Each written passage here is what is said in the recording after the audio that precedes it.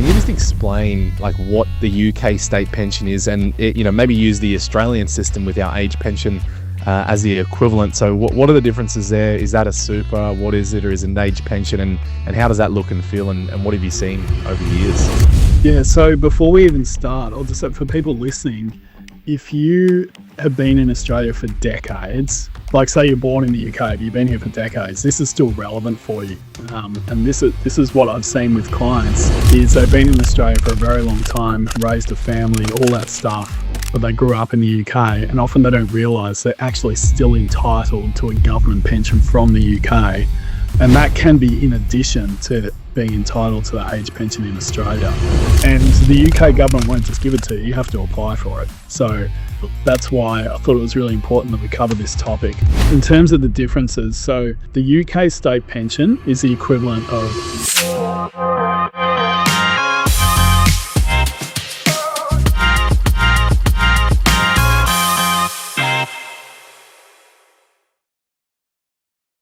Welcome back to the Winners Playbook. Josh here with Billy. If you've worked in the UK, you might be able to claim a UK state pension. Big change is actually going to be kicking in from April 2026 that make topping up more expensive and harder to access. So now is the time to check your record and make a plan. But before we get into this somewhat complex topic, we're going to talk about how the week's been and what's happening on both sides here. But yeah, Billy, first week back into the office. How's the week been, mate? Any sort of highlights or things that are going on at this point in time? Yeah, it's been pretty good, Josh. I mean, as you know, we were closed for 2 weeks, and a few months ago, I relocated my family from one part of Melbourne to another, and it was sort of like moving city, because there's a whole area of Melbourne I haven't spent a huge amount of time in. So over the break, I was just exploring the area. So we moved to Kew, which is right near the CBD. So, you know, the zoo is just down the road. So I took the kids there. That was like a 10-minute drive. Went to the museum. Kids checked out all the dinosaur bones and all that stuff. We went to the Melbourne Football Club. I'm a Demon supporter, and the MFC had like a family Christmas Day thing. Cool. In Richmond. So we went to that. Kids met all the players, got photos, got their footy cards signed. So we're just checking out a lot of inner city locations that in the past we couldn't be bothered, right? Because we're sort of a bit of a drive out. Yeah, it's something to be said in that. Like, that's the whole idea of where for a period of time I was rent vesting, because I wanted to live in closer to our office, or closer within proximity to the CBD, but not within the CBD. Whereas where I am now, what would I be, about 35 Ks or so out maybe from the CBD. And it's like you said, it just makes those things of, we'll go and do this and do that. It's like, we got to travel out there. It's going to take a bit of time, and it's not the same as being within like a 5-10K radius. You hop on a tram and you just head in. So I'm a little bit envious there and jealous, I won't lie, Billy, me being out in the suburbs. But it is what it is. But no, that's good to hear. And yeah, we're gonna sort of blink and we'll be at Australia Day, so it's gonna move quick, and most of the team's actually back on deck. Surprisingly, we've only got a few more that are on leave and then returning next week. But yeah, it's been a busy start. Already had some client meetings as well.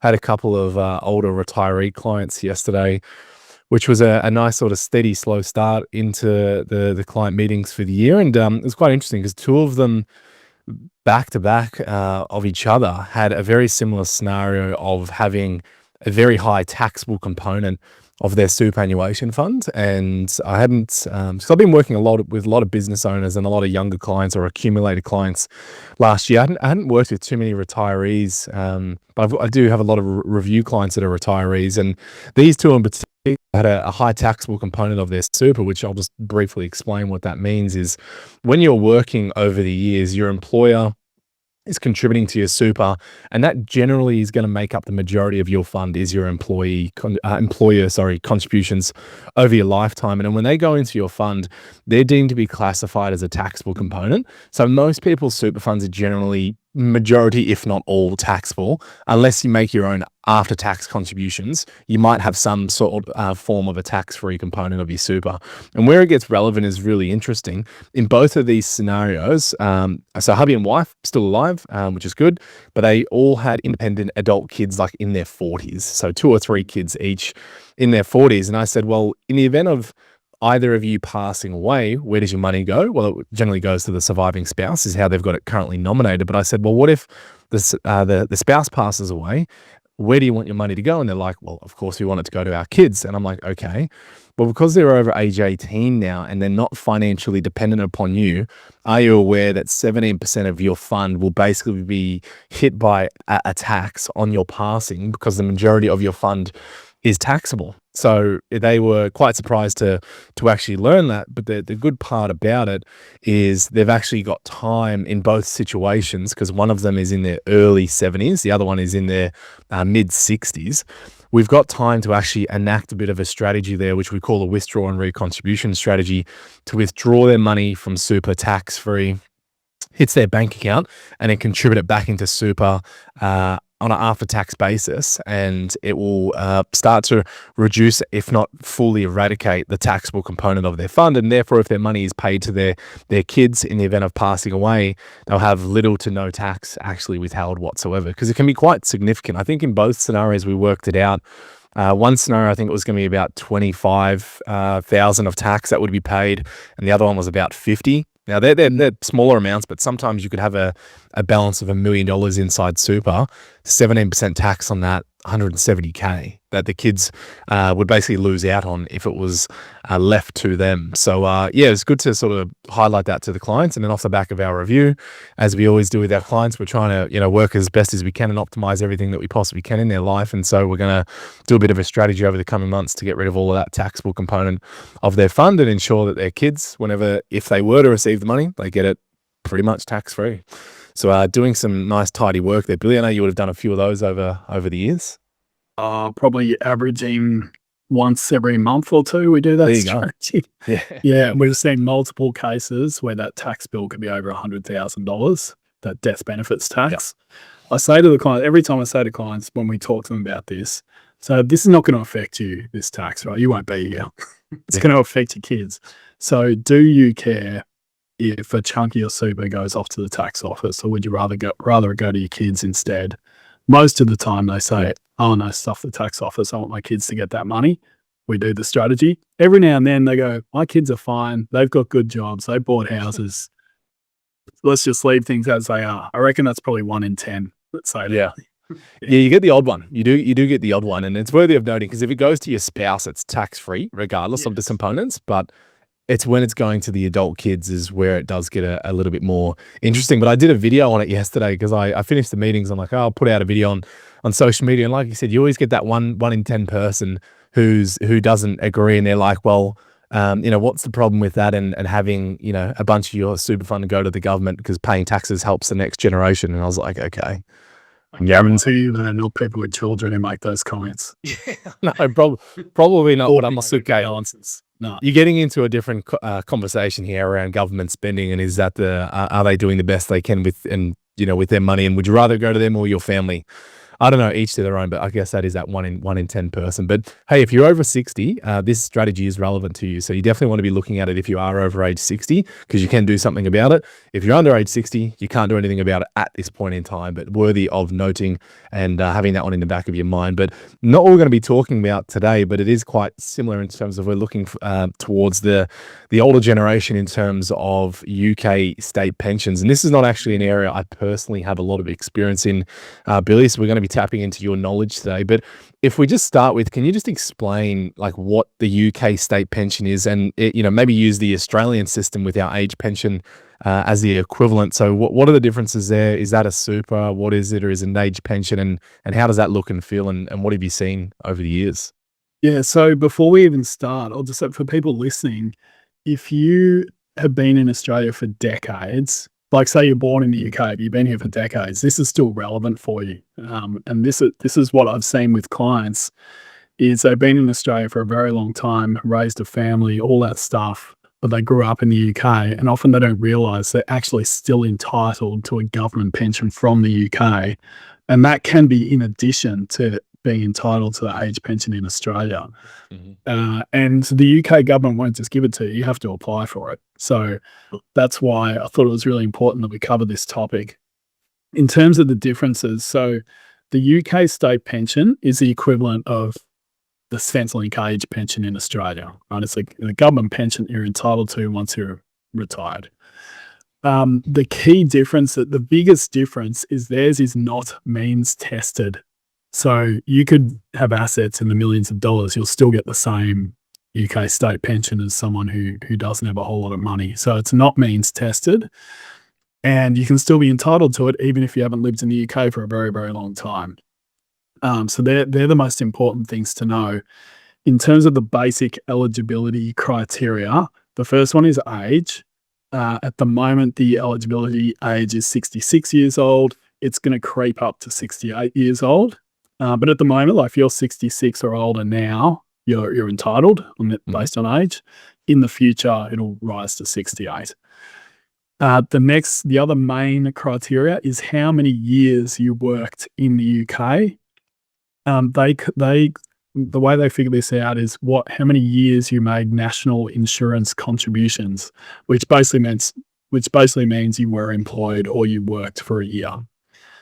The minimum number of years is 10 years. So if you worked in the UK for at least 10 years at some point in the past, you've made 10 years of national insurance contributions, therefore you're entitled to some UK state pension. If you worked 35 years or more, you get full age pension payment. If you worked between 10 and 35 years, you get a partial payment. Interesting. Okay, now the other big difference in their system is you can buy years. So if you've only got 10 qualifying years, you can make a payment and top that up. And up until recently, you could actually top it up all the way to the 35 years. So what would that, like, do you loosely know the numbers of how does that work in terms of cost? Like is there a calculator online that you can go, okay, I've got 11 years, I want to top up to my 35, what's that going to cost me? Yes. Yeah. So this is where it's all getting a bit complicated and it's all changing. Yeah. Okay. Let's work through this. So firstly, how much is the full payment? The full payment is £230 a week. In Aussie dollars, that works out to $460 a week or $24,000 a year. And that's for life. It pays you every single year for life. Of course, the exchange rates have an impact on that. But if you think about the value of getting 24 grand a year for the rest of your life, that's the equivalent of having like a lump sum of $500,000, right? Like if you use, say, the 5% rule, like you've got $500,000 invested, you draw it down for the rest of your life. That's roughly what it's worth. So if you're entitled, you really need to look into it. Interesting. The other thing is with that minimum 10 years, even if you only worked in the UK for 5 years, you can buy the years you to get top up to 10. Yeah. Wow. Yeah. So it's quite incredible. So what do you do? This is the second point we've got here. How do you check your national insurance record? Yeah. If you Google UK, check your state pension, you'll find the government website. It's like MyGov, like it's gov.uk. You need to log in there and you can check how many eligible years you have. Okay, so that's the first step. Should we talk through changes? I was going to say also with that one as well, which we're not going to. Yeah, I was going to say, look, we're not going to get into it on this, but if you've worked in the UK for a period of time, or we're talking for over 10 years, you're going to have a private pension as well, generally over there, which is like the equivalent of a super fund, which I have seen a couple of times. And then I've had clients getting a portion of their UK pension, and then they're also drawing a portion of their like UK private pension, which call it like a superannuation fund. And I've seen a couple where they've had then the option to take either a lump sum or a sort of income stream for life as well. But so, yeah, the topping up one's interesting, and that it's not means tested as well seems bizarre to me, that anyone can qualify it no matter what. Like who would have designed that? And that doesn't sound like a fair system when you think about it. You know, old mate with $50 million in the bank who's done his time, still entitled to I suppose some people would actually say that that's how Australia should have it, because I have so many people that a lot of countries do it. A lot of countries do not means test. And one big case for this is, can you imagine the amount of resources Centrelink, we deal with it all the time, how much time and money goes into assessing means? Yeah. Oh, yeah. Vast resources. Sure. So one argument is, if you don't have to worry about means, It's a simple payment. Just everyone's getting the same, right? And it's taxable income. It's taxable income. So if you are wealthy, you'll pay more tax on that statement. True. Yeah. True. No, it's an interesting system. So do we know, like, have you seen before, or have you had any client that's had to do a top up before, or have they generally been fully, Yes. Yeah. I've had a couple in recent times. Okay. So how does it work? Yeah. All right. So this is where there's a lot of changes happening, but essentially under the current rules right now, you can buy a year for £182. That's it for a year. Yes. So the return is tremendous. Like the return on that investment is crazy. And that's partly why they're about to change the rules, I'd say. No kidding. Wow. So here I saw an example of someone who calculated it.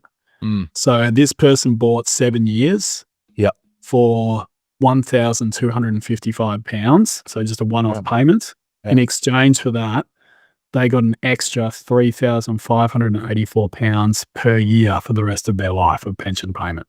No kidding. So like an absolute no-brainer. Yeah. So is that then the big piece to then consider is, so what are the changes that are happening in April then? I'm assuming it's not getting better. It usually isn't. No, they have to crack down on it. You can imagine, right? Like it's costing them a fortune.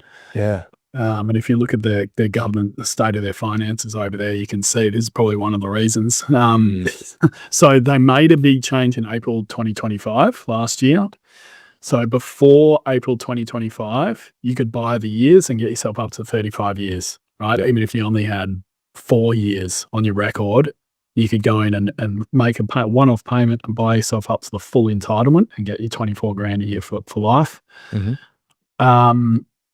April 2025, they made the change that for expats, they can only buy 6 years. Right. They're only allowed to buy 6 years. But one thing I discovered recently is if you're younger, like let's say you're only 60 years old, you could buy the 6 years, but then each year moving forward, you can buy a year still until you get to 67, 66, 67, then you then you're maxed out. Yeah. So you can go in once a year and still top up another year. But the back date is a maximum of 6 years. That's what they changed in April 2025. They just announced a few weeks ago from April this year, the cost of buying those years will increase. At the moment, it's £182 to buy a year. That's going to go up to £923 to buy 1 year. So that doesn't sound like a great deal anymore then, does it? It's still worth it. It's still very much worth it. But yeah, it's nowhere near as lucrative. I suppose your payoff is a lot longer down the line then, because you're still going to, well, on the assumption you live for a long time, then you're going to get your income payments over that whole period, but you've got a higher lump sum that you got to front up to get you more years. Well, I saw a calculation here. If you buy 1 year and it costs you, what did I say, 900 and something pounds. If you buy 1 year, that'll get you extra pension payment of £358 a year. So you're still going to get your money back in 3 or 4 years. Yeah, sure. But it's not quite as lucrative as what it is right now. So you've got that change doesn't come in until the start of April. So you've got a few months to take action, basically. Yeah. So really anyone that's in this sort of a situation, like you pretty much a no-brainer. Like why would you not look at doing this? Can you think of a reason? No, the only reason is if you're like not going to live very long. Yeah, true. Yeah. And also if you're younger, I guess, because you can buy them before you retire. Yeah. And you might be waiting until you're eligible. But if you're talking about stumping up a few $1,000 for potentially getting this lifetime income stream, it's very much worth it. The other rule they changed is you must have been a UK resident or worked in the UK for at least 10 years. Whereas before it was like, even if you had 5 years, you could go in and top up. Yeah. They're the main changes. So you've done decent time then. So you're saying it's a 10-year period. So if you've gone over there and, worked for 2 or 3 years, it's irrelevant. Don't need to think about it. Can't get it. No. So well, from April when this next change happens, it's minimum 10 years essentially. And so for most expats, they grew up in the UK and at some point they moved to Australia. So they're generally going to satisfy the 10. What about the other way around though? Like, what about the Aussies that were here and went over and did a stint in the UK? Because I've seen some clients that have done that. That they are, can they get that or not? If they, I believe it's about these national insurance contributions. So as long as you did that for 10 plus years, Yeah. You should be eligible. Yeah. I suppose, as you said, you go to check, what is it, the UK national insurance record? Yeah. Yeah, interesting. Do you have any clients, or I suppose you might have already done the work for them, but is there any that you have where you then need to prompt because of this, or have you already sort of addressed it with all of your clients that would be affected? I hope I've told everyone. As soon as I see this over here, UK, as soon as I know they sort of had a history in the UK, then I always raise it. Yeah. And a lot of people are across it, but a few were not across it.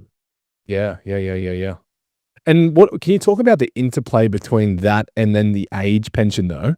Because if you're getting, say you are getting your full equivalent over there, which is circa 24,000 Australian dollars, and then you're 67 over here and you're qualifying or you're applying for your age pension, it's my understanding that that is still counted as an income source and therefore will affect how much age pension you then get here. So it's not like it's just income tested. Yeah, just income tested. Exactly. So certainly you can get both, unless you got a lot of assets, you can get both. Yeah. So it's a huge amount of value for people who are eligible. Yeah.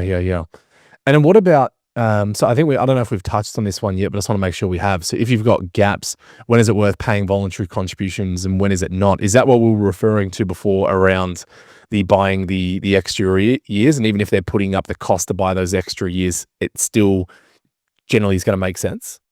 Yeah. I mean, if you really want to get this done before April, because the return's massive, even from April, it's probably still worth it. Yeah.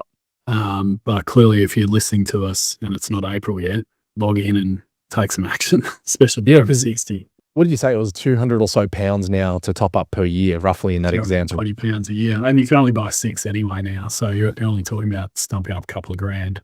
Yeah. And that's only if you're an expat. But if you are not an expat, then you can buy unlimited, wasn't it? Is that how it works? I believe so. I didn't look too much into that because we don't have a UK and plus presence.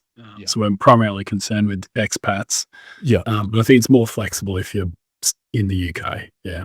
Yeah, sure. And so if you're an expat, you can only do the 6 years and then one every year. I believe so, yeah. Thereafter. There's not a lot of great information about this. So I've done a fair bit of research. And one of the clients I was dealing with, I found an Aussie advisor who this is all he does. And I had a big chat to him about it as well. Yeah.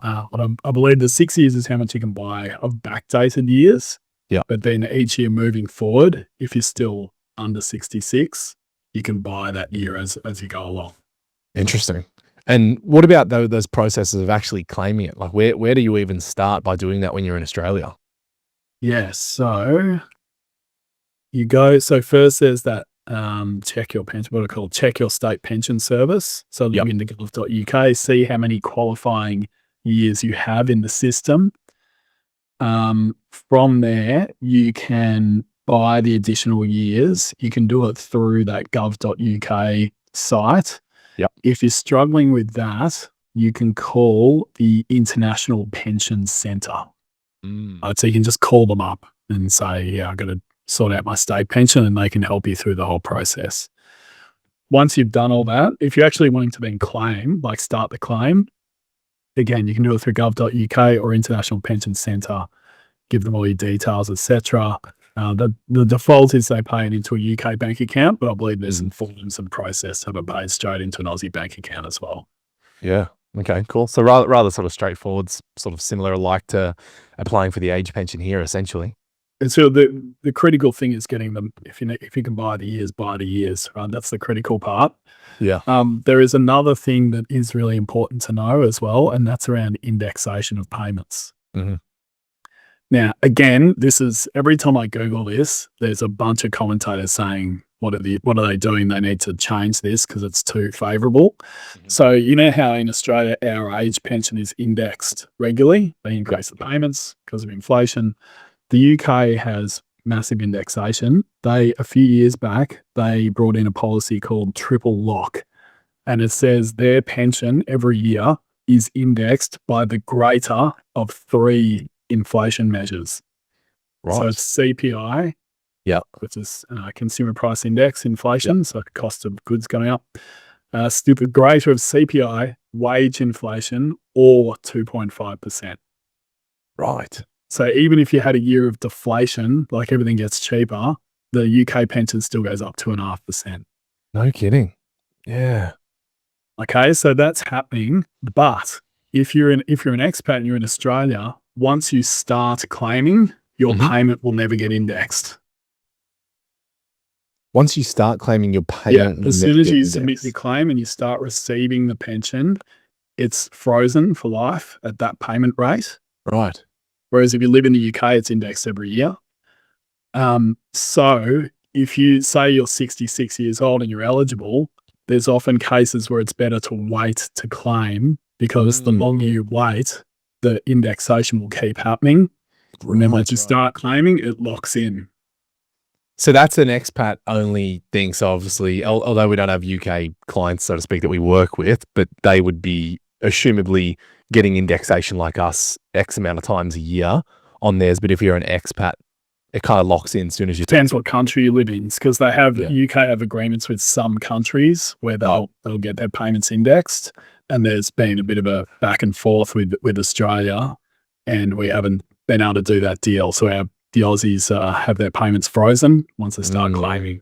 Interesting. So is that the frozen pension issue? Is that basically what that is? Yes. Yeah. So if you hit 66 and you claim straight away, you'll get that 24 grand or whatever, maybe part pension that's frozen. The payment never goes up.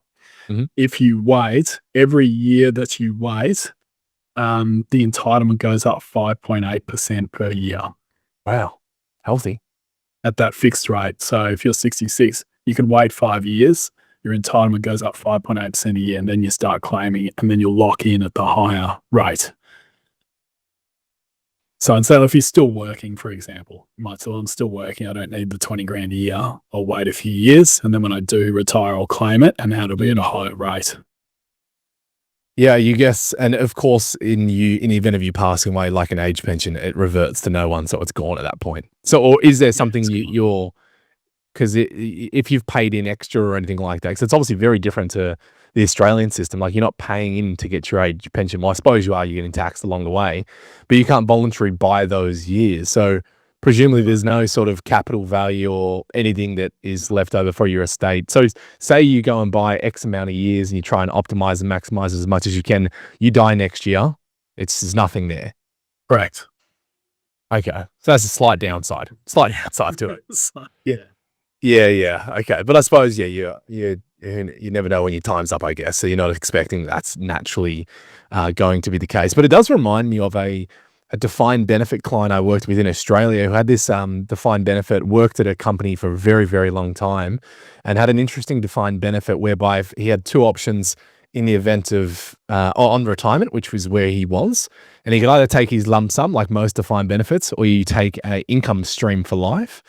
And with the income stream for life, I think it was about $100K, approximately $100,000 he was going to be able to get, because it was a rather large amount of money he had in there. But then if he was to pass away, it would go 50%, I think it was off the top straight away, 50% reduction to his spouse or his wife. Yes. And then, or if and then if she died, it's gone. There's nothing there. And so we actually weighed up all of these different scenarios and we said, okay, well, based on how much money you're going to have from this, if we invested it and you're drawing down 5 or 6%, what is that going to then give you? And also take into the consideration, if you were to pass away, how this is delivered to your spouse, because if it's a regular super or a pension account, they just get the whole amount, it's fine. But if it's one of these defined benefits, they would have like clipped, I think, down to about 50% of what that payment was, and then it goes after. So yeah, a lot of factors, like there's a lot of complexities around this stuff, and although we're not going to talk around it, I've seen a couple of 401ks early in the later part of last year year and a client that I was just seeing this week where they've got a decent amount of money. I'm talking close to $1 million in a 401k over in the US. And I've personally never dealt with a 401k. So we're going to be getting some specialist sort of advice with regards to the treatment. I had some high level understanding of how it works, and it's bloody complex. It's not very easy to understand, and there's all these age requirements and different components of it and when you should or shouldn't take that money. So I think if you've ever worked overseas for a great period of time, there's going to be things you have to explore that the average Australian is not going to, because there might be entitlements, like you're saying. Like, this is genuinely the first I have actually heard of this topping up and buying years, and I'm an advisor and I'm in this stuff day in and day out, and I was genuinely not aware of it. So it's a complex bit of a minefield out there. Yeah, it was the same with me a couple of years ago. That's when I stumbled across the topping up. But there's, that this is obviously an important part of our job. If we don't know something, we just say, I don't specialize in this, and we send you off to someone else, or we do research or make sure we're across it. Yeah. The topping up stuff is, that's quite unique. Like, there's nothing like that in Australia, obviously. Yeah, really, really odd system. But in closing then, Billy, is there anything that we've missed here or any other important areas? I think we've spoken about a lot of important areas regarding it, but is there anything else that you had noted down that's worthy of noting? No, I mean, I think this deadline is the critical thing. Like, if you worked in the UK for, let's say, at least 4 or 5 years, and you're over 50, over 60, make sure you're on top of this before April, because that's quite a significant change, and there could be quite a big benefit in this for you. That's the main lesson.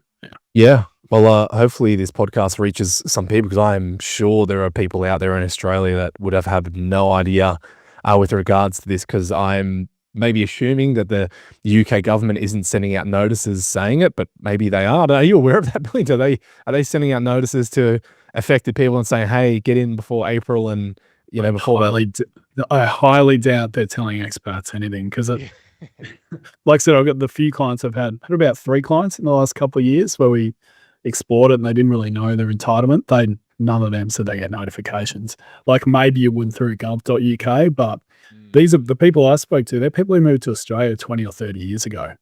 Yeah. Right. And they're still entitled to this big payment. So they don't even have logins, or they don't get any correspondence in the UK. So yeah.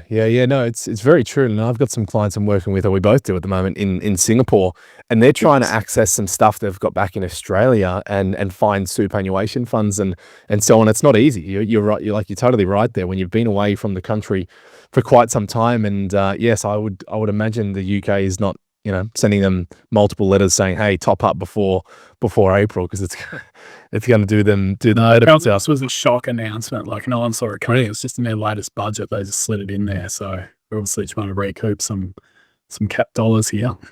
Yeah, no kidding. Well, no, that's good, Billy. Well, in closing, mate, I think we've covered off on a very interesting topic. I've definitely learnt a lot with regards to this, and hopefully anyone that is listening, if you even know someone who's maybe worked over in the UK for a period of time, maybe send through the podcast to them and say, hey, have a listen, because potentially you've got a bit of a free kick there of buying up some extra years and getting some extra pension, which is not even means tested. No matter how much assets you have, you can get that and hold that pension for life. So it's a rather good deal. So I really appreciate that, Billy. It's been a good one. And you got much on for the weekend. It's obviously an absolute scorcher down here in Melbourne again. A lot of fires around Victoria, which is not great either. But anything on your side, Billy? No, I'm sure by the time people are listening to this, we'll have known what sort of destruction these fires have done. Yeah. We were supposed to take a caravan up to Lake Eildon tomorrow, and that area is being evacuated and all the campgrounds are shut. So it's hopefully it's not too bad, but it's not looking great. And I'm looking outside here, the wind's picking up. So yeah, no, that's never a good thing with the fires. It was actually raining a little bit earlier in the morning for me, and the sun hadn't poked its head out, but it looks like it's starting to poke its head out, because it wasn't too warm. But maybe it's going to fire up. But the last thing we definitely need is any of those winds. But hopefully everyone out there is staying safe and getting out and looking after their family. But yeah, we'll bring it to a close. Billy, appreciate your time. I'll catch you on Monday, mate. Enjoy the weekend. And everyone listening, as we've said, if you know anyone that's ever been in the UK, definitely flick this onto them because it could add some real benefit and get them some extra cash flow, basically for life with no strings attached, which is a pretty good deal to me. But until next time, Billy, I'll catch you then, mate. Cheers. Disclaimer. The information contained in this podcast is general in nature and does not take into account your personal circumstances. Please head to the show notes if you wish to book in a free 15-minute call to discuss your personal